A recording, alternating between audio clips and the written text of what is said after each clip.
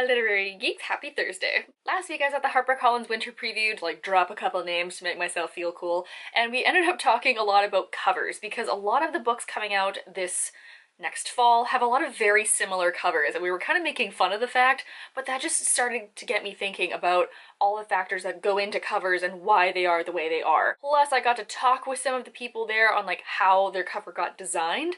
So let me talk to you today about how your cover is designed when you were traditionally publishing. If you are self-publishing, this is completely different. It probably does not apply to you because you have way more control over your own cover, what you want it to say, what the title is, what colors and fonts and everything goes into it is more your decision because you are doing everything yourself. However, if you have your manuscript in the hands of a traditional publisher, they are the ones that are going to be calling the shots. As the author, you have little to no say in what your cover is, because you are the writer of the manuscript, you are not the cover designer. Especially if it's your first book and you haven't really become famous yet, that will definitely be entirely in the publisher's hands. But don't think they're gonna mess everything up just to spite you because, you missed one deadline. They want to make money, that's why they bought your book. They believe somehow in it that it will sell, it will make them money, it will make you money, and you'll get a bit of a reputation around you as an author. And as much as we all lie to ourselves, we definitely all judge books by their covers, so the cover is the first impression of your book.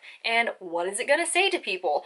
Mostly traditional publishers will know what they want to market the book as. Whether it's a tragic memoir or the next love story of the ages, the publisher is going to want to market that appropriately, and the cover is where it all begins. Now, a publisher will either commission a freelance designer or have an in-house designer do your cover, depending on who they decide to hire. And that designer will work with the author a bit about important scenes or themes or characters in your book. If you have a high epic fantasy, they're not just gonna slap a white cover on it with your name and the title in Comic Sans, okay? Calm down. When you're looking at titles, they'll often have keywords in those titles to sell them. For example, the word secret is definitely a top word in most mystery novels, as is lie. That's a big one. You've definitely seen multiple books with the title of Orphan something or Shadow something or other. I'm sure I can think of 4 off the top of my head. And the most clever part to me is that they will try and make your cover look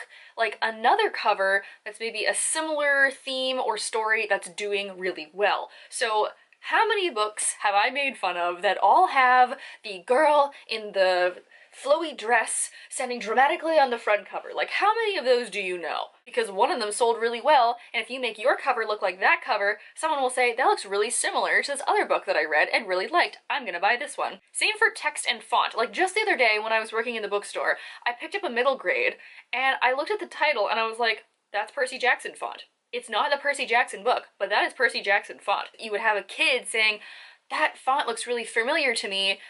I really liked the other one that it was written in. Maybe I'll like this one too.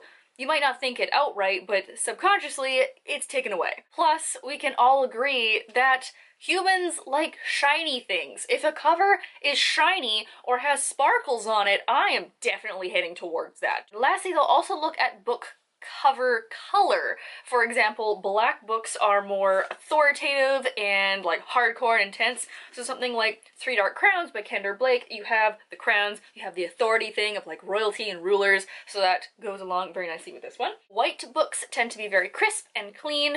So for example, Not Even Bones by Rebecca Schaeffer is very stark and clean, which is something that also sort of relates to the book. And orange and red books are intense and bold. For example, think of Vicious by V.E. Schwab. You look at that cover and you're like, wow, I want to read that because that is just a punch in the face of exciting color and bone triangle. This kind of looks like a bone Christmas tree, honestly. Now, all these things said, if you 100% hate your cover, if you really, really, really hate it, they will respect your decisions 99% of the time because they want you to be happy because obviously it's your book. And really quickly about cover changes, I know a lot of series are getting cover revamps lately, and I think that's because they tried to sell it as one cover, but they're like, it's not selling very well as this book. Let's put a different cover on it. Make people think it's a different book. Maybe they'll buy it then. God damn it, I want all of these new covers. For example, I got Vicious and Vengeful in the new covers because these are freaking beautiful. So, I mean,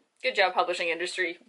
You You duped me. You made me do it. I spent more money. Please leave down below if you have your own experiences with cover art or cover designers, or maybe you're a graphic designer and you're like, I'm gonna do it myself. Maybe you've hired someone. Maybe you want to get into it. Just leave it all down below. We'll have a grand old conversation. Make sure to tune in on Sunday at 7:30 Eastern Standard Time for our live chat, and I hope to see you guys all there.